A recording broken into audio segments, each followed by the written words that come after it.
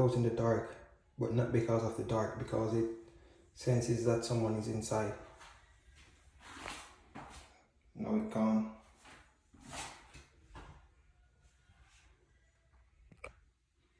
Whenever you turn the lights on,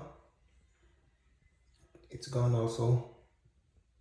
So this is a great GFCI plug to have in your bathroom. It's called the ground fault circuit interpreter plug. So if water gets inside, it will trip. Maybe trip the breaker also. Then you could press like test, because when it chip, it's gonna go on test.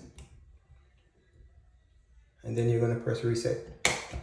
Then it will come on back. You see the light right here when it comes on.